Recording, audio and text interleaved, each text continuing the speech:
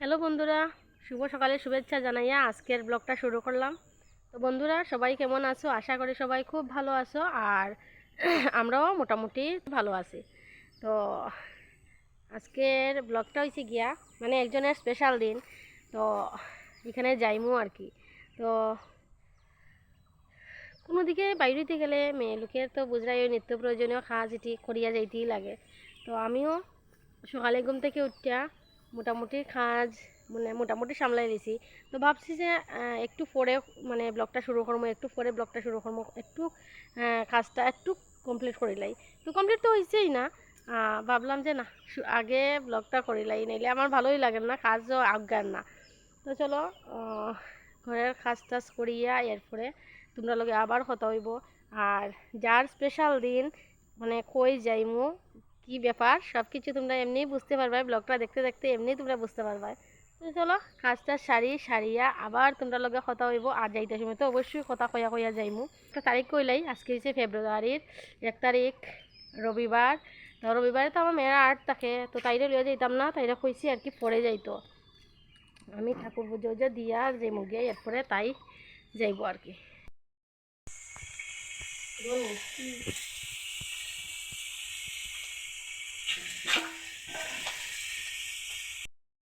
তো বন্ধুরা, তোমরা এখন কই আমি কই যাই, আর আমি হইছে যাই আর আমরা পঞ্চায়েতের যে প্রধান, ওই প্রধান দাদার মেয়ের আজকে মঙ্গলাচরণ আর কি মুগের। তো এই মঙ্গলাচরণে যাই। আর আসলে প্রথম থেকে কোনো প্ল্যান আসিল না যে যাইমু, বা নাইলে আগের থেকেই ভিডিও করার একটা অন্যরকম একটা ব্যবস্থা থাকলো না, মানে একটু সকাল সকাল উঠলাম না। আজকে সে রবিবার, আর রবিবার দেখিয়া একটু দেরিতে উঠছি। যাওয়ার প্ল্যান না, এর লাগে আমার শরীরটা কয়েকদিন ধরে বেশি একটা সুবিধা যার না আর কি। ভাবলাম রবিবার আর একটু লেট করে উঠবো, আর সারাদিনে তো সারা সপ্তাহ তো কাজ জমিয়েই থাকে, এই রবিবারে করি একটু রেস্ট করিয়া। তো সকালবেলা দিদিয়ে যখন ফোন করে কথা কইছেন আর কি যে যাইতাম, তাড়াতাড়ি যাইতাম, আগে থেকে তো কইছেন ভাবছেন যাইমু। তো কইছেন তাড়াতাড়ি যাওয়ার লাগে, এখন যদি একদমই না যাই তাহলে মানে খারাপ পাইবা তাই ন, আর আমার নিজেরও খারাপ লাগবো। তো এর লাগিয়া আর কি মানে যাওয়া। আর আমার মেয়েরে কইছি 8 থেকে যাইতো গিয়া এদিকে।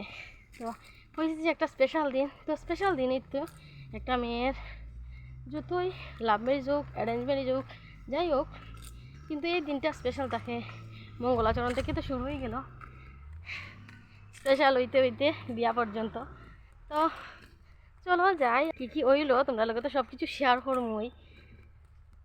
খুব হাঁপাই আর কি, একটু দেরিও হয়ে গেছে। আর স্নান টান করিয়া ঠাকুর পূজা দিয়া যাওয়া, আগে থেকে যেহেতু প্ল্যান নাই তো বুঝরাই ওই।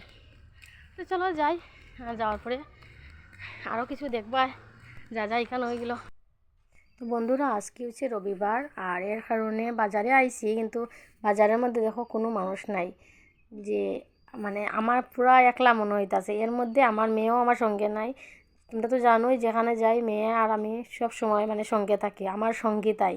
আর এই জায়গার মধ্যে পুরা একলা যাই আর আমার কীরকম লাগে। তো যাই হোক, আর রবিবার দেখিয়া তো যাই হোক, তোমার লোক কথা কইতে কইতে আই গেলাম বিয়া বাড়িত।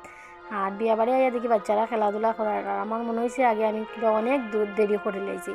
তখন মনে হয়েছে না এমন দেরি টেরি করছি না, এটাই যে গিয়া তারা আসর এখানে যে আশীর্বাদ দেওয়া হইব, মেয়ে আইয়া বইব, এই জায়গাটা কীরকম হয়েছে অবশ্যই কইও, আমার তো খুব ভালো লাগছে। এরপরে গেলাম গিয়া ঘরে যাওয়ার রওনা হয়েছে আর কি। তো ভাবছি ঘরের মধ্যে অনেকেই থাকতে পারে, কিন্তু দেখো যাওয়ার পরে দেখি ঘর একদম খালি। যেটা আমি ভাবছিলাম যে অনেক লোক থাকতে পারে, কিন্তু অতটা জনও নাই, মানে মধ্যে মধ্যে 1-2 জন 4 জন 5 জন এরকম গল্প করে।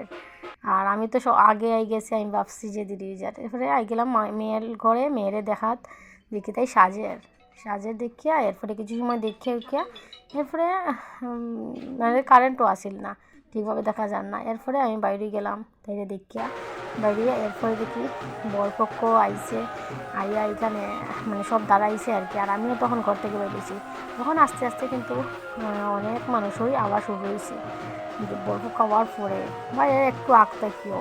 তো আমি তো যখন ঢুকছি ঘরের ভিতরে ঢুকছি, আমি ভাবছি যে যখন তারা বাড়ির মধ্যে ঢুকি তখন ভাবছি আমার অনেক লেট হয়ে গেছে, কিন্তু আসলে আমার এতটা লেট হয়েছে না। যে তাড়াহুড়া করিয়া গেছি, তোমরা ভিডিওর মধ্যে ঠিকই দেখতে পারছো যে আমি যে তাড়াহুড়া করে গেছি। এরপরে ছেলের বাড়ির হয়তো এই পাখিটি তো আমরা দিছে, তো আমরা খাইছি। এরপরে খাওয়া দাওয়ার পরে এরপরে হয়েছে মেয়েরে স্নান টান করাইবো আর কি, করানোর লাগে যার।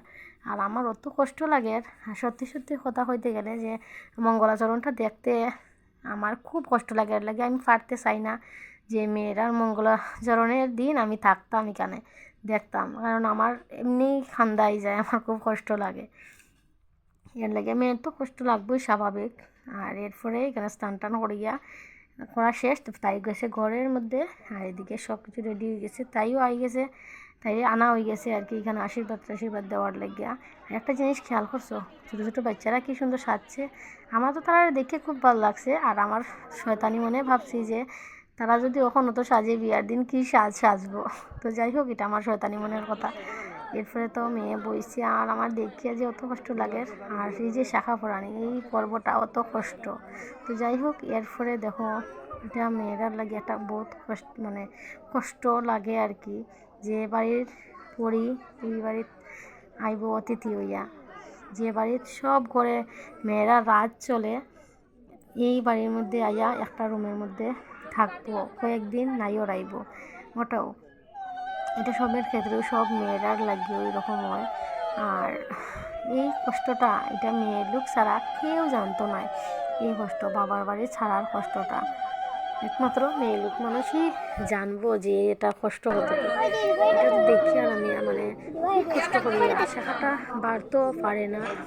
আর খুব কষ্ট হয় ঢুকাইতে।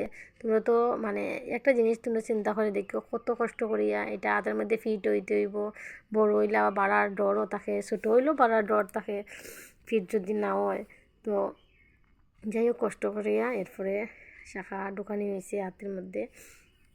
আর আমার তো তখন এটাই মনে হয় যে এই বাড়ির মানে এরপর থেকে বিয়ার দিনের পর থেকেই অতিথি হইয়া, মানে এই বাড়ি যে কোনো মেয়ে লোক আয় বাবার বাড়ির অতিথি হইয়া আয়, কয়েকদিন থাকবো বাস যাইব গিয়া। মেইন বাড়িটা ওই যে শ্বশুর বাড়ি। তো শ্বশুর বাড়ি কথা কইতে মনে হয়েছে যে শ্বশুর বাড়ি বাবার বাড়ি, মেয়েরার তো কোনো নিজের বাড়িওই নাই। যে বাড়ির মধ্যে আনন্দে ছোটোবেলার থেকে দিন কাটাইছে, এই বাড়ির মধ্যে অতিথি হইয়া আইছে।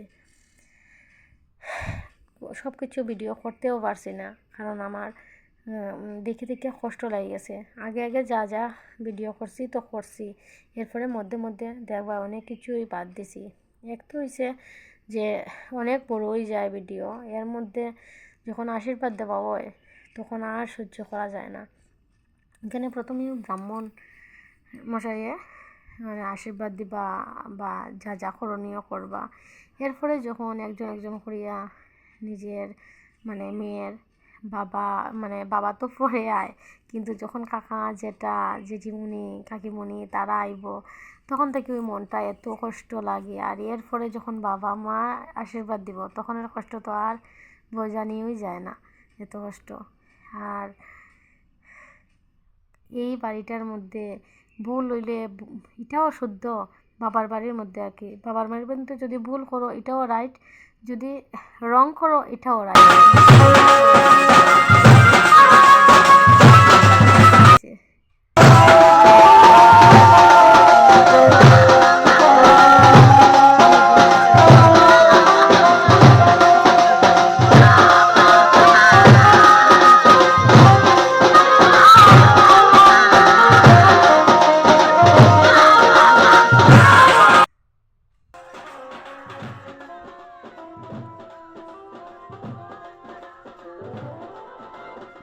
কষ্টের দিনটা একদিকে খুশি, নতুন একটা জীবন শুরু হইব, একদিকে কষ্ট বাবা মা ছাড়িয়া যাওয়া যাইব। ছাড়িয়া তো নয়, এরপরেও আইব, কিন্তু এরপরেও ছাড়িয়া তুমি তো বুঝতেই পারবা শ্বশুর বাড়ি আপন হয়ে যাইব, বাবার বাড়ি একটু কইলেও সরি যাইব। এটাই ওই মার এই সময়ের কথা ব্যাখ্যা করিয়াও বোঝানো যাইত না, একমাত্র মন থেকে একটা মেয়ে লোকেই বুঝবো।